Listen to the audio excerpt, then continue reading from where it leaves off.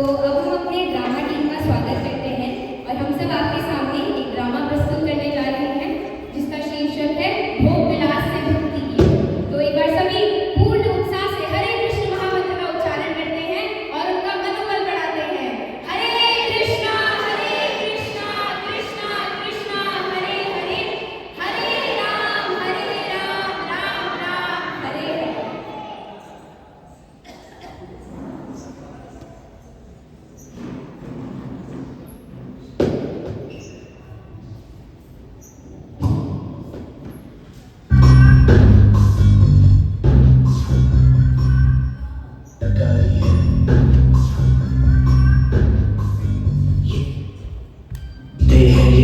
सारे पीते हैं वक्त पे सोते वक्त उठाते तान के सीना बढ़ते जाते हैं।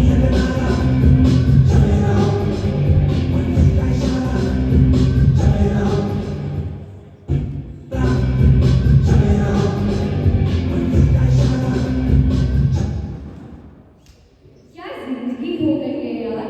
सुबह से निकली हूँ, दिन रात मेहनत करती हूँ, फिर भी सेटिस्फैक्शन नहीं है। क्या हुआ माता जी, आप बहुत परेशान लग रहे हैं। क्या बताऊँ, जिंदगी एकदम सर्कस हो गई है। हम समझ ही नहीं आता हम जी क्यों रहे हैं, क्या लक्ष्य है जीने का। अच्छा तो ये बात है। क्या आप सच में जानना चाहते हैं? क्या आप सब भी जानना चाहते हैं? तो मैं आपको एक कहानी सुनाती हूँ। ये कहानी है एक राजा की, जिसका नाम है राजा भोग विलासी। ये राजा अपने पूरे जीवन भर बस भोग ही भोग करता है।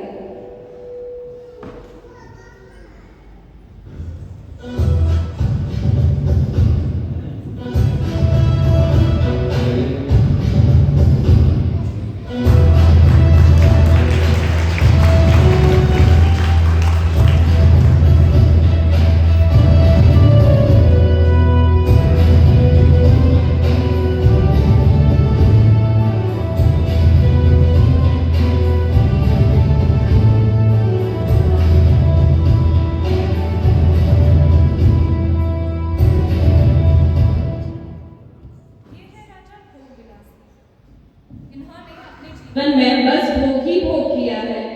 अपने भोग को बढ़ाने के लिए इन्होंने अनेक राज्यों को जीता और वहां से अनेक रानियों को भी जीत कर लाए। अब राजा के राज्य में एक संत आते हैं। अब आगे देखिए।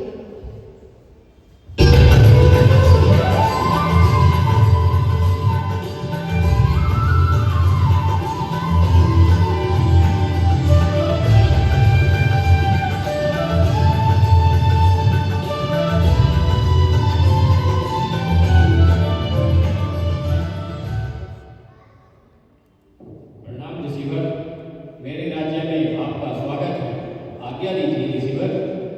हे राजन, आप इस राज्य के सर्वश्रेष्ठ व्यक्ति प्रतीत होते हैं। आपने इस राज्य की सीमाओं को तो बहुत दूर तक विस्तृत कर लिए हैं, पर मेरी ये इच्छा है कि आप धर्म की सीमा को भी बढ़ाइए और भगवान का शुद्ध नाम का प्रचार कीजिए। रिसीवर, धर्म कर्म के कार्य तो मैं अपने जीवन के अंत में कर लूंगा। अभी तो मुझे भोग करना है, अभी तो मुझे अपने इस राज्य को भी भोगना है। आप कहीं तो आपके लिए भी कुछ व्यवस्था करा देता हूँ। नहीं राजन, उसकी कोई आवश्यकता नहीं, पर यदि आप मेरे आज्ञा का पालन नहीं कर सकते हैं तो मेरी एक निवेदन है आपसे।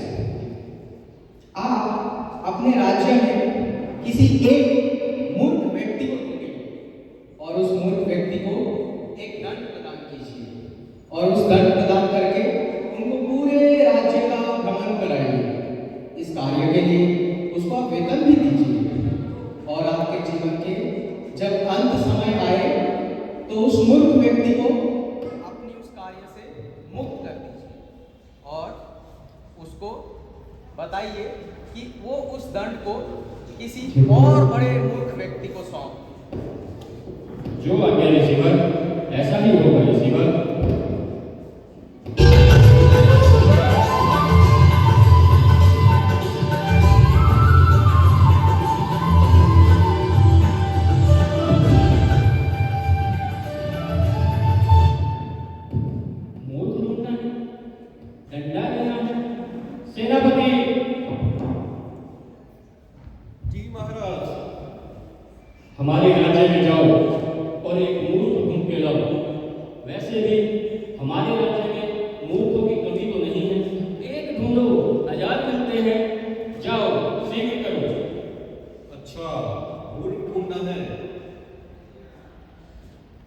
क्या आप हरकत से तो वो कर रहे हैं नहीं,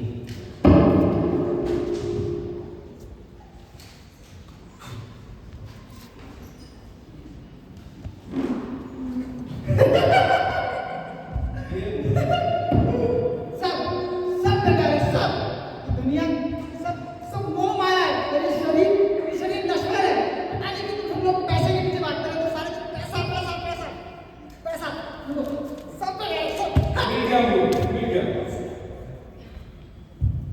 अरे कहां ले जा रहे हो छोड़ो छोड़ो छोड़ो छोड़ो छोड़ो अब सिपाही उसको पकड़कर राजा के पास ले जाते हैं, परंतु राजा भोग विलासी तो अपने भोग में ही लिप्त हुए हैं।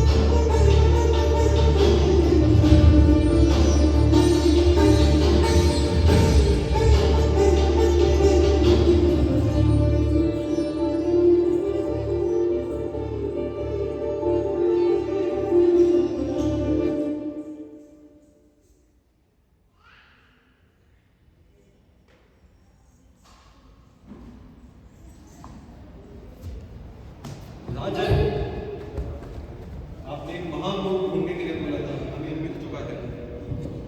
सेनापति, आपने कैसे पहचाना कि ये एक महामूर्ख है? राजन ये अपनी सारी दौलत उड़ा रहा था और तो और ये कह रहा था कि ये शरीर यूजलेस है। क्या ये अपनी सारी धन संपत्ति उड़ा रहा था और कह रहा था कि शरीर नश्वर है? अरे अगर शरीर ही नहीं होगा तो हम भोग कैसे करेंगे? ये तो बिल्कुल मेरे काम का व्यक्ति लगता है। अरे मूर्ख, इधर आओ। बोलिए महाराज तुम्हें मुझे एक कार्य सौंपना है। कार्य जी जी बताइए क्या नौकरी करोगे? नौकरी सरकारी नौकरी है हाँ हाँ मूर्ख, सरकारी ही नौकरी है। सरकारी में नहीं करता है मूर्ख, तुम मेरे राज्य में जाओ। जी ये डंडा लो और मेरे राज्य का भ्रमण करो। जी अरे क्या कर रहे हो? इधर आओ। अरे मूर्ख, इस डंडे से तुम्हें किसी को मारना नहीं है। तुम्हें मेरे राज्य में जाना है हाँ। और भ्रमण करना है। अच्छा, और भ्रमण इसके करना है। लिए मैं तुम्हें वेतन भी दूंगा। मिलेगा जी ठीक है। अरे अरे अरे रुको, उधर कहाँ जा रहे हो? इधर आओ। चलो फिर तो इस प्रकार महाराज भोग विलासी ने मूर्ख को अपने राज्य में नौकरी दी और उसे उस राज्य का भ्रमण करने का आदेश दे दिया। लेकिन राजा भोग विलासी तो केवल भोग में ही लिप्त रहे। शास्त्रों में कहा गया है, तपो दिव्यम पुत्र का ये नसत्वम शुद्धो यशाद ब्रह्म सौत्यर्थवंतम, कि यह मनुष्य शरीर भोग के लिए नहीं बल्कि तपस्या के लिए प्रदान किया गया है। भोग से तो केवल रोग ही मिलता है और महाराज भोग विलासी ने इतना अधिक भोग किया है कि अब उसको रोग सता रहा है, रोग से पीड़ित है और उस अपने जीवन के अंतिम समय में है।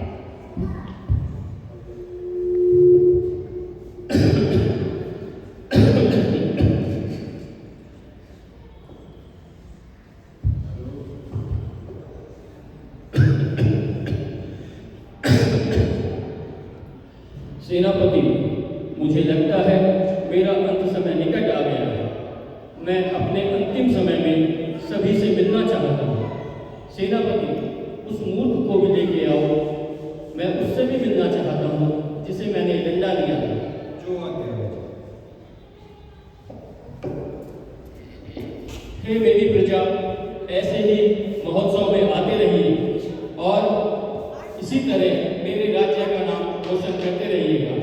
आपको कोटि कोटि नमन है।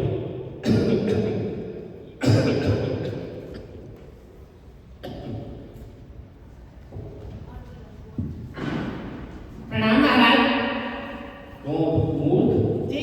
तुम आ गए मूर्ख। जी महाराज। मुझे तुमसे भी मिलना था। अच्छा, मुझे बहुत दूर जाना है मूर्ख। बहुत दूर कहाँ जाना है महाराज? मुझे दूर जाना है, मुझे बहुत दूर जाना है मूर्ख। बहुत दूर? मैं भी आपके साथ चलेंगे, दोनों साथ में चलेंगे। अरे नहीं मूर्ख, जहाँ मैं जा रहा हूँ वहाँ कोई और नहीं जा सकता। वहाँ मुझे अकेले ही जाना होगा मूर्ख। अकेले ही जाना होगा? मतलब अपनी रानियों के साथ चले जा रहे हो महाराज? अरे मूर्ख, तुम गलत समझ रहे हो। मैंने कहा ना, जहाँ मैं जा रहा हूँ वहाँ कोई और नहीं जा सकता मेरे साथ। मुझे अकेले ही जाना होगा मूर्ख, अकेले ही जाना होगा। अकेले ही जाना होगा? महाराज, महारानियों को नहीं तो अपने सैनिकों को साथ ले जाइए अपनी सुरक्षा के लिए। अरे तुम मूर्ख के मूर्ख ही रहोगे।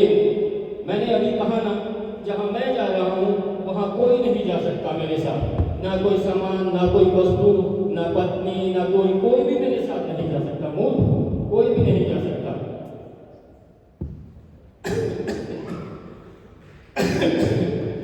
मूर्ख, मैं तुम्हें तुम्हारी सेवा से मुक्त करना चाहता हूँ। मुक्ति!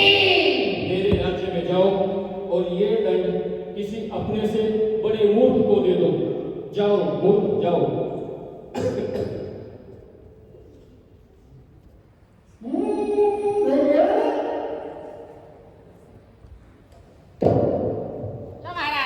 अरे मूर्ख, ये तुमने क्या किया?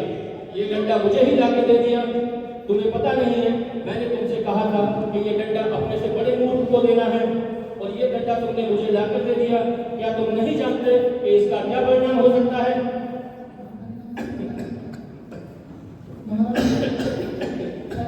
पर आपने ही बोला था ये डंडा अपने से किसी बड़े मूर्ख को देना है, और आपसे बड़ा मूर्ख इस समय तो यहाँ और कोई है नहीं, जिसने अपना सारा जीवन धन, ऐश्वर्य, नशा और स्त्री भोग में लगा दिया, और अब अंतिम समय में सब यही छोड़ के जा रहे हैं।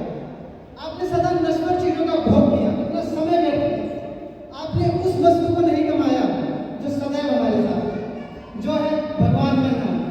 हरे कृष्णा कृष्णा कृष्णा हरे हरे, हरे राम राम राम हरे हरे।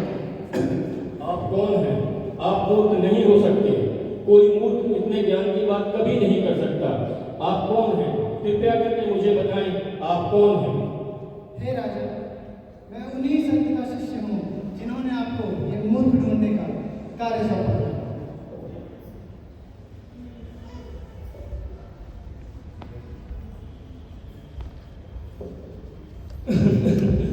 रिसीवर, मुझे क्षमा कर दीजिएगा रिसीवर, मुझसे बहुत बड़ा अपराध हो गया रिसीवर।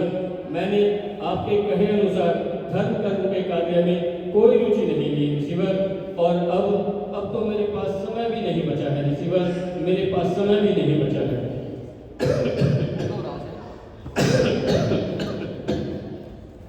राजन, जब मैंने आखिरी बार आपसे धर्म प्रचार करने की बात किया था, तब भी आपने मेरे आज्ञा का उल्लंघन किया था। देखिए, कृष्ण भावना में किया हुआ कोई भी कार्य हो, वो कभी नष्ट नहीं होता। इसका प्रमाण स्वयं भगवत गीता में दूसरे अध्याय में भगवान बताते हैं।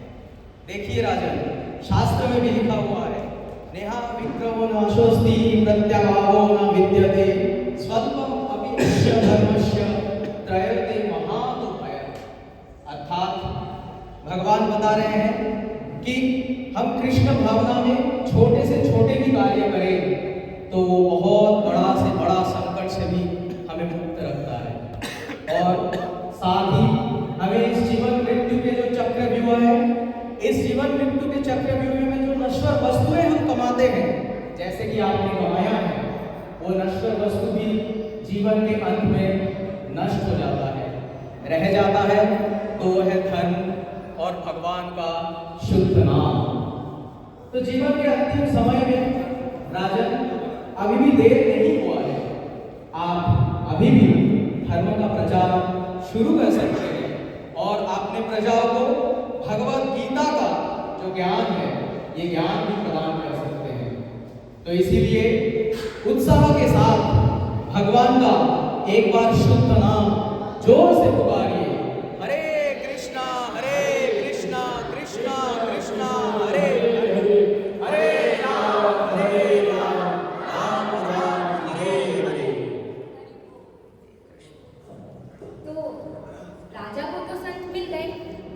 को सही पथ दिखाने के लिए। आप लोगों के लिए कौन है भला? हम हैं, प्रभु जी हैं, पुंडरीक विद्यार्थी प्रभु जी हैं, और वो आप सभी का और हम सभी का बहुत अच्छे से मार्गदर्शन करें। हरि बोल।